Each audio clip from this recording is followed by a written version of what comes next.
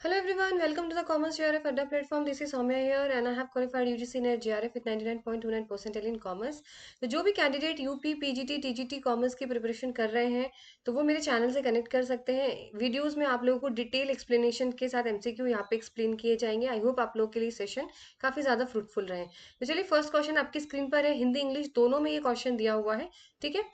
Optional money is dash legal tender money, non legal tender money, limited legal tender money या फिर full bodied money. आपको बताना है optional money को क्या बोला जाता है। ठीक है। सबसे पहले आपको यहाँ पे पता होना चाहिए ऑप्शनल मनी का क्या मतलब होता है। देखो ऑप्शनल मनी का मतलब वो मतलब होता है कि ये आपकी इच्छा के ऊपर डिपेंड करता है कि आप उस चीज को एक्सेप्ट करेंगे या नहीं करेंगे। ऑप्शनल मनी कोई लीगल मनी नहीं होता। जैसे अगर मैं बात करूं अब ये लीगल क्या होता है तो वो भी मैं आपको बात बताऊंगी, ऑप्शन सारे एक्सप्लेन करूंगी जब।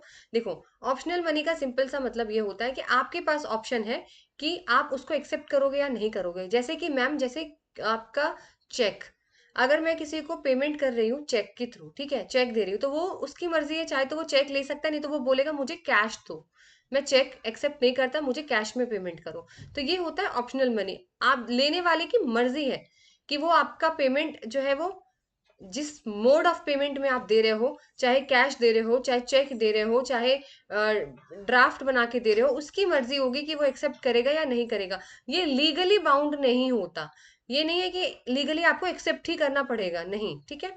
अब ये लीगल टेंडर मनी क्या होता है, पहले ऑप्शन नंबर बी लगा दो यहाँ पे। ऑप्शन नंबर 20 का करेक्ट आंसर हो जाएगा। ऑप्शनल मनी जो है वो नॉन लीगल टेंडर मनी बोला जाता है। ठीक है। लीगल टेंडर मनी क्या होता है, देखो लीगल टेंडर मनी जैसे आपके नोट 500 के, 200 के, 10 के, इसको कोई एक्सेप्ट करना मना नहीं कर सकता, क्योंकि ये कानून के द्वारा ये बनाया गया है कि कोई भी चीज पेमेंट करो तो आपको ये नोट हर जगह चलेगा। जैसे आपने देखा ना, पूरी इंडिया में आपके गांधी जी हर जगह चलेंगे, उसको कोई मना नहीं कर सकता। क्यों नहीं मना कर सकता? क्योंकि वो लीगल टेंडर मनी के अंदर आता है। ठीक है। लेकिन ऑप्शनल मनी क्या होते हैं मैम, जैसे चेक, बैंक ड्राफ्ट, ये होते हैं नॉन लीगल टेंडर मनी। ये सामने वाले के ऊपर डिपेंड करता है वो एक्सेप्ट करेगा या नहीं करेगा। नेक्स्ट है लिमिटेड लीगल टेंडर मनी। देखो लिमिटेड लीगल टेंडर मनी होता है एक हद से ज्यादा तक वो एक्सेप्ट करते हैं, फिर नहीं करते। सपोज करिए आप जा रहे हो 5,000 की कोई ड्रेस खरीदने और आपने एक एक सिक्के दे दिए उसको 5,000 के, तो वो एक्सेप्ट नहीं करेगा। भाई ज्यादा से ज्यादा 10 रुपए, 20 रुपए, 50 रुपए तक आप सिक्के दे सकते हो, 20 के दे दो, ठीक है, 10 के दे दो। ये थोड़ी ना है कि बड़ा अमाउंट है, 1,000 का है, 5,000 का है, तो आपने एक 10 के सिक्के से आप पेमेंट कर रहे हो, तो वो एक्सेप्ट नहीं करेगा। एक लिमिटेड में ही आप दे सकते हो। फिर है आपका फुल बॉडीड मनी। देखो फुल बॉडीड मनी आपको याद होंगे, पुराने जो जमाने में सोने की चांदी के सिक्के आया करते थे, तो उनके ऊपर जो अमाउंट लिखा रहता था ना, जैसे 100 लिखा है, 200 लिखा है, तो उतनी ही उनकी वैल्यू होती थी। जो भी मेटल के ऊपर जो भी अमाउंट लिखा रहेगा उतनी ही उस धातु की उसकी वैल्यू रहती थी। उसे बोलते हैं फुल बॉडीड मनी। ठीक है। तो आपका ऑप्शन नंबर 2 करेक्ट हो गया, बाकी मैंने आपको एक्सप्लेन कर दिया है। चलिए नेक्स्ट क्वेश्चन है, deflation is a state when collapse of Sensex, fall in GDP, consistent increase in price या फिर प्राइस और फॉलिंग। डिफ्लेशन कौन सा स्टेट होता है? एक होता है इन्फ्लेशन, एक होता है डिफ्लेशन। तो आपको बताना है वो स्थिति कब होती है, जब सेंसेक्स गिर जाता है आपका, जीडीपी गिर जाती है, या फिर प्राइस में बढ़ोतरी हो जाती है, प्राइस बढ़ने लगते हैं, या फिर प्राइस गिर रहे होते हैं।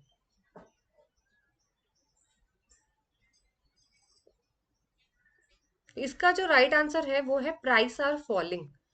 देखो डिफ्लेशन का मतलब होता है जब प्राइस एकदम कम गिर जाए, आलू प्याज टमाटर एकदम सस्ते हो जाए, बहुत कम प्राइस, समझ रहे हो। इसका उल्टा क्या होता है, इन्फ्लेशन, जब चीजें महंगी हो जाए, जब चीजों के प्राइसेस बढ़ जाए उसको बोलते हैं इन्फ्लेशन। और जैसे चीजों के प्राइसेस कम हो जाते हैं उसे बोलते हैं डिफ्लेशन, कि मंदी आ गई है मार्केट में, है ना। चलिए नेक्स्ट क्वेश्चन आपकी स्क्रीन पर है।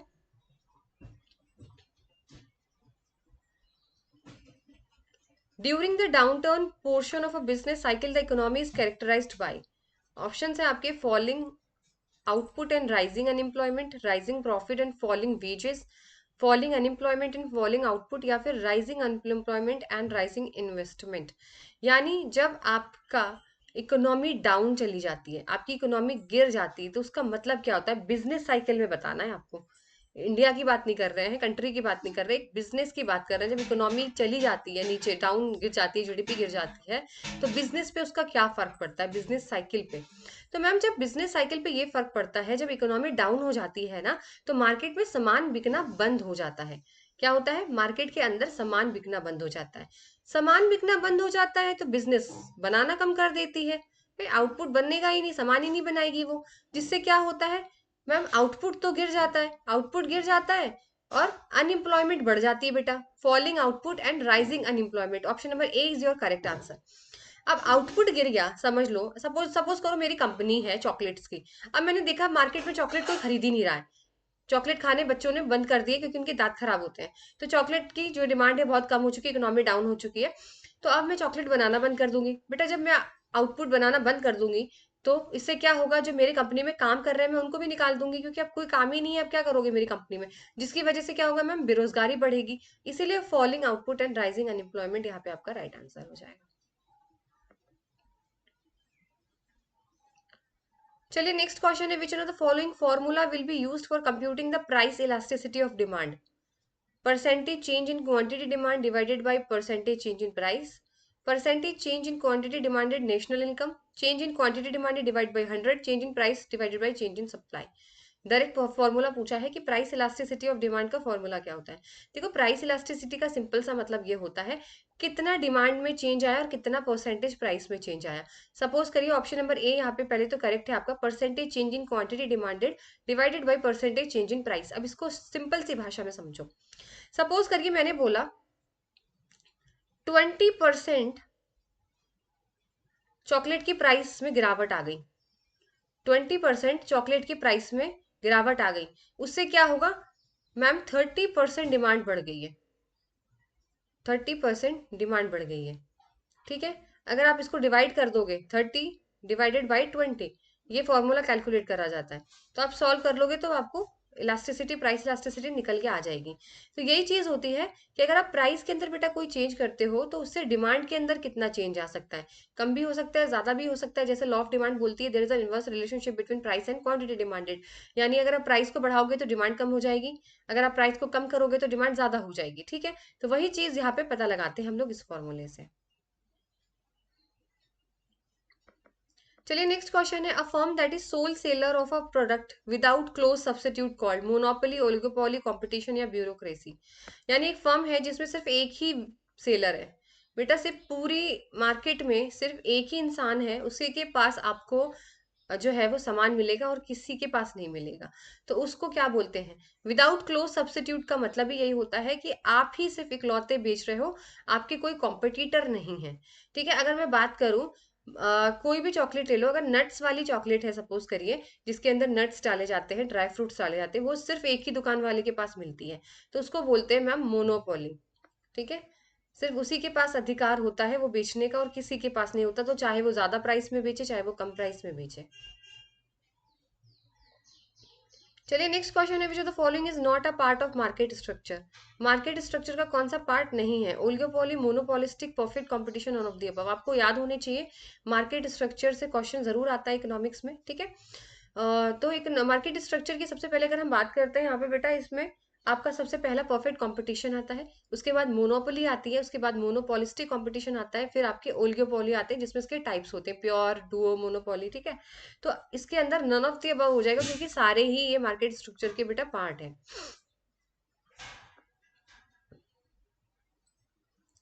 चलिए नेक्स्ट क्वेश्चन है, pricing decision are affected by dash in which the firm operates, political, economic, business या फिर डिमांड। एक बात बताइए, जो प्राइसिंग डिसीजन होता है ना, जैसे किसी भी चीज का, अगर आप सपोज करिए मैं अगर कोई चॉकलेट है का प्रोडक्शन करती हूँ, तो उसका प्राइस जो है वो मैं किस चीज को देखकर बेटा डिवाइड करती हूँ? पॉलिटिकल इन्वायरमेंट देख के, इकोनॉमिक इन्वायरमेंट देख के, बिजनेस देख के या डिमांड देख के, ये आपको बताना है।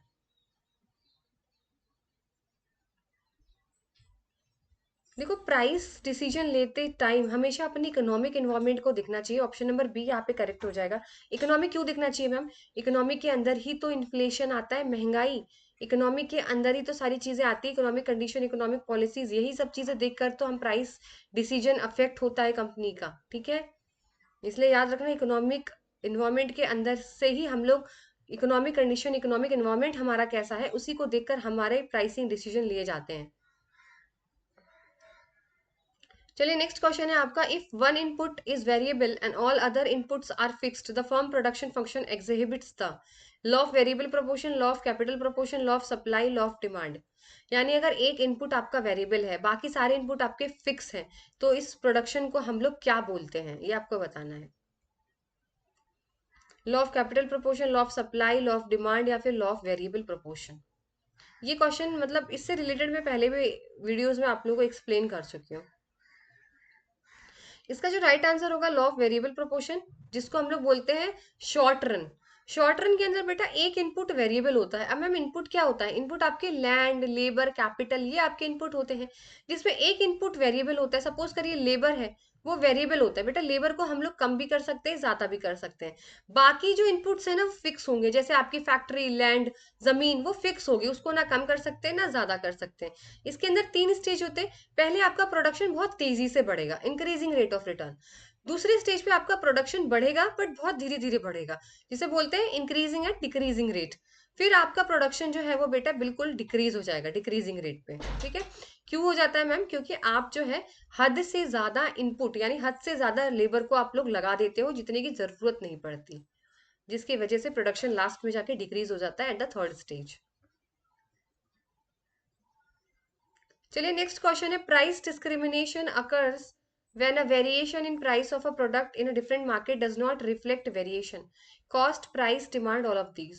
यानी प्राइस डिस्क्रिमिनेशन कब होता है? जब हम प्राइस के अंदर वेरिएशन करते हैं, लेकिन किस वजह से नहीं होना चाहिए, ये बोला गया। कॉस्ट, प्राइस, डिमांड, या ऑल ऑफ दीज। देखो प्राइस डिस्क्रिमिनेशन का सिंपल सा मतलब ये होता है, प्राइस, चॉकलेट जो है वो मार्केट में 20 रुपए की ही कॉस्ट बनी। यानी मैंने एक चॉकलेट बनाई, चलो चॉकलेट छोड़ो, टेडी बियर बनाया मैंने। टेडी बियर का कॉस्ट मेरे को 100 रुपए पड़ा। मैंने जो टेडी बियर बनाया था बेटा, उसकी जो कॉस्ट मुझे पड़ी ना, वो 100 रुपए पड़ी। इसकी लागत बनने में 100 रुपए खर्च हो गए मेरे। अब मैं क्या करूंगी, डिफरेंट डिफरेंट मार्केट के अंदर देखूंगी कहाँ पे टेडी बियर ज्यादा बिक रहा है, तो वहां पे मैं 200 का बेच दूंगी। ठीक है? कहीं मैं देखूंगी कि डिमांड प्राइस के हिसाब से कि चलो 150 में बेच देती हूँ। एक कस्टमर को मैंने 150 में बेच दिया कि यार ये ज्यादा दे नहीं पाएगा। ठीक है? ये मिडिल क्लास है। एक हाई क्लास के कुछ मुझे कस्टमर दिखे, तो उनको मैंने 200 में बेच दिया। ठीक है? तो यानी यहाँ पर जो है बेटा, वो हम कॉस्ट को नहीं देखते हैं। ऑप्शन नंबर ए करेक्ट हो जाएगा, क्योंकि इसमें पूछा है ना कि क्या चीज आप नहीं देखते हो। मैम हम कॉस्ट नहीं देखते। क्यों नहीं देखते बेटा? कॉस्ट तो सेम रहेगी। और प्राइस डिस्क्रिमिनेशन का मतलब होता है कि अलग अलग इंसान से अलग अलग मार्केट में सेम प्रोडक्ट का अलग अलग पैसा लेना। ठीक है ना? जैसे आप लोग देखोगे कहीं कहीं दुकानों पे, तो एक दुकान पे वो चीज जो है वो 100 रुपए की मिल रही होती है, दूसरा दुकान वाला वही चीज 300 में दे रहा होता है। ठीक है? दूसरी दुकान में देखोगे तो वो चीज 200 रुपए में मिल रही है, तो जहां से सस्ता पड़ता है वहां से लेते हो। ठीक है? तो जैसे सब्जी वालों के साथ आप लोगों ने देखा होगा, एक तो सब्जी बोलता है कि 20 रुपए किलो टमाटर है, एक बोलता है 25 रुपए किलो टमाटर है, एक बोलता है 30 रुपए किलो टमाटर है। सबके रेट अलग अलग है, क्योंकि वो देख के लेते हैं कस्टमर्स को। ठीक है? तो कॉस्ट तो सेम रहेगी भाई, कॉस्ट तो सेम रहती है, कॉस्ट से लेना देना नहीं है, लेकिन प्राइस और डिमांड को देखकर आप डिस्क्रिमिनेशन करते हो। ठीक है? लोगों को आप धोखा देते हो, वो आप प्राइस और डिमांड को देखकर देते हो, कॉस्ट को देखकर नहीं, क्योंकि कॉस्ट तो सेम होती है। नेक्स्ट क्वेश्चन है आपका, market equilibrium of a commodity is determined by balancing of demand and supply position, aggregate demand, aggregate supply, government intervention. यानी मार्केट इक्विलिब्रियम बेटा वो कंडीशन होती है इस तरीके की, जहां पे आपका डिमांड और आपकी सप्लाई, ठीक है, ये आपका डिमांड है और ये आपकी सप्लाई का कर्व है। ये जो बीच वाला पॉइंट आप देख रहे हो ना, ये मार्केट इक्विलिब्रियम होता है, जहां पर ना आपको प्रॉफिट होता है ना आपको लॉस होता है। डिमांड जो है वो बेटा सप्लाई के बराबर होती है, जितना सामान आपने बनाया उतना ही आपका बिक गया। ठीक है? उसको बोलते हैं balancing of demand and supplying position. Option number A यहाँ पे आपका करेक्ट हो जाएगा।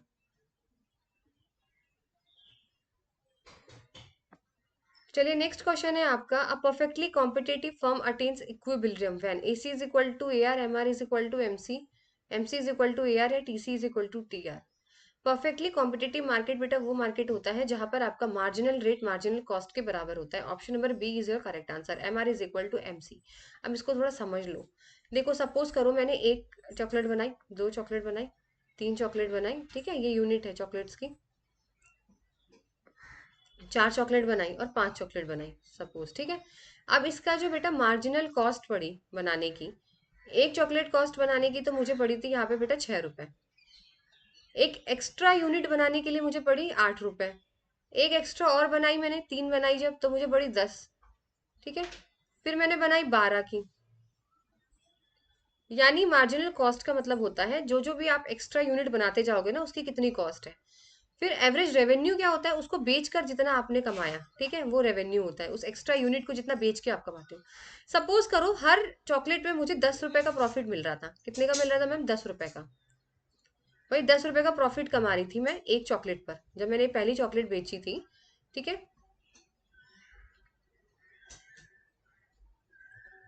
तो यहाँ पे मैं 10 का आपका क्या करी थी मैम? प्रॉफिट कमा रही थी 10 का। ठीक है, फिर मैंने एक्स्ट्रा करी तो भी मैं 10 का ही, तो भाई 10 का ही तो प्रॉफिट मिल रहा है एक्स्ट्रा। चलो ठीक है, बराबर बराबर है। फिर 10 पे आई मैं, फिर भी मेरा 10 प्रॉफिट है। प्रॉफिट मैंने आपको बोला ना 10 रुपए का, 10 रुपए का प्रॉफिट मिल रहा था मुझे। ठीक है, तो हर एक्स्ट्रा यूनिट में मुझे 10-10 का प्रॉफिट मिल रहा है। अब अंतर देखो बेटा, पहले यूनिट 6 पे मुझे 10 का प्रॉफिट मिल रहा था, तो फिर मैंने कहा यार और बना लेते हैं, तो मैंने 8 का बना लिया। ठीक है, तब भी मैं 2 रुपए का प्रॉफिट कमा रही हूँ अभी भी। फिर एक स्टेज आती है जहाँ पे आप बराबर हो जाते हो, यही स्टेज है M R is equal to M C. ये रहा, इस स्टेज पे ये होता है कि बस अब यहाँ आपको ना प्रॉफिट है ना लॉस है, रुक जाइए, इससे आगे मत बढ़िए। लेकिन अगर आप इससे आगे बढ़ के बनाते हो तो आपको लॉस हो जाएगा। देखो ए आर कम हो गया ना 10 से, अब आपका प्रॉफिट तो 10 है और लागत बन रही है 12 की, कॉस्ट लग रही है 12 की, यानी 2 रुपए घाटे में हो। तो ये वाला स्टेज दर्शाता है M R is equal to M C. यानी आपको बस वही रुक जाना चाहिए जहां पे ना आपको प्रॉफिट हो ना आपको लॉस हो। यही स्टेज है M R is equal to M C. ठीक है, वही आपको 10 का प्रॉफिट मिल रहा था, पहली यूनिट आपने 6 रुपए में बनाई, एक चॉकलेट और आपने बनाई दूसरी, उसमें आपको 8 रुपए लगे, तीसरी आपने बनाई 10 रुपए लगे, चौथी 12 लगे। प्रॉफिट सब पे सेम रहता है, क्योंकि एक को पे आपको 10 का ही प्रॉफिट मिलेगा तो अगले पे भी 10 का ही मिलेगा ना प्रॉफिट। तो जहां तक आपको प्रॉफिट हो रहा है आप वहां रुक जाओ जहां इक्वल है, उसके बाद अगर आप बढ़ते हो तो आपको लॉस हो जाएगा। इसीलिए परफेक्टली कॉम्पिटेटिव में सबसे अच्छी पोजीशन होती है M R is equal to M C, जहां पर आप ना प्रॉफिट ना लॉस। चलिए नेक्स्ट क्वेश्चन है, who is known as father of economics? Very easy question. Adam Smith, professor Samuelson, Alfred Marshall, J R Hicks. Adam Smith इसका right answer हो जाएगा, इसमें तो सबको पता होना चाहिए, कॉमर्स के स्टूडेंट हो आप लोग। चलिए नेक्स्ट क्वेश्चन है, the elasticity of demand for luxury good is infinite, more than one, less than one, equal to one. Luxury goods बेटा वो गुड्स होते हैं जो दिखावे वाले गुड्स होते हैं, जिनपे लोग पैसा ज्यादा खर्च कर, जिनके पास, जो अमीर लोग होते हैं ना उनके लिए समझो। लग्जरी गुड का सिंपल सा मतलब है अमीरों के लिए जो सामान है, जिनके पास ज्यादा पैसा उनके लिए लग्जरी गुड, जैसे रोलेक्स की वॉच, बड़ी बड़ी गाड़ियां, गुच्ची के बैग्स। ठीक है, तो ये सारी चीजें जो है वो लग्जरी गुड्स के अंदर आती हैं। इसकी इलास्टिसिटी बेटा मोर देन वन होती है। Option number B is your correct answer. B क्यों, वन क्यों, वन से ज्यादा क्यों होती है मैम? देखो बेटा इसलिए होती है, सपोज करिए अगर आपकी रोलेक्स की वॉच 2 लाख की है, ठीक है, 2 लाख की, अगर इसमें थोड़ा सा भी बेटा प्राइस बढ़ा दिए, अगर इसमें प्राइस करके 2 लाख की जगह उन्होंने 2,50,000 कर दिए, तो इसकी डिमांड में बहुत फर्क आ जाएगा। यानी अगर आप अपने प्राइस में कुछ भी चेंज करते हो, ठीक है, अगर आप अपनी प्राइस के अंदर बेटा कुछ भी चेंज करते हो तो डिमांड में काफी ज्यादा चेंज देखने को मिलता है। अगर आपने 2,50,000 कर दिए ना रोलेक्स की वॉच, तो देखा जाएगा कि डिमांड, अगर आपने 10% बढ़ा दिया, सपोज करिए अगर आपने रोलेक्स की जो वॉच है उस पे आपने प्राइस 10% बढ़ा दी, तो आपको पता चला कि मैम 30% डिमांड कम हो गई है इसकी प्राइस बढ़ाने की वजह से। ठीक है, ये होता है। या फिर आपने 10% अगर उसमें कम कर दिया प्राइस रोलेक्स की वॉच पे, तो उसपे 40% डिमांड बढ़ गई है, यानी काफी ज्यादा डिमांड हो सकता है। थोड़ा सा प्राइस चेंज अगर आपने करा तो आपको डिमांड में जो है वो चेंज देखने को काफी ज्यादा मिल सकता है। इसीलिए यहाँ पे ऑप्शन नंबर बी करेक्ट हो जाएगा।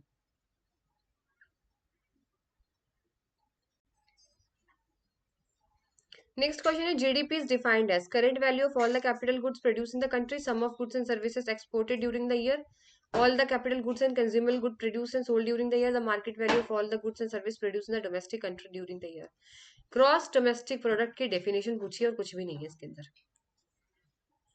तो ग्रॉस डोमेस्टिक प्रोडक्ट बेटा आपकी वो प्रोडक्ट होती है जो भी आपका सामान बना है ना आपकी कंट्री के अंदर होना चाहिए, याद रखना।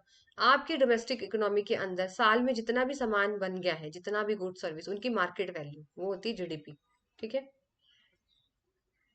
ये हिंदी में भी देख लो हिंदी वाले। ऑप्शन नंबर डी करेक्ट हो जाएगा, वर्ष के दौरान घरेलू अर्थव्यवस्था में उत्पादित सभी वस्तुओं और सेवाओं का बाजार मूल्य। चलिए नेक्स्ट क्वेश्चन है, supply of money refers to total money held by the public, total money held by the RBI, total money with all the commercial banks। I think question यही तक है। ऑप्शन नंबर डी मिसिंग है यहाँ पे, लेकिन कोई बात नहीं, डी जो था मिस हुआ है, वहां से क्वेश्चन है भी नहीं मतलब।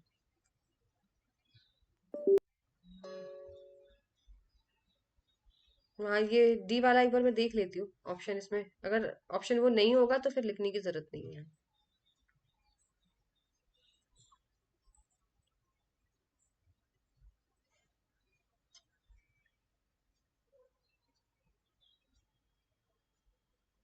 चलिए, डी का कोई मतलब नहीं है, डी आंसर था भी नहीं डी वाला।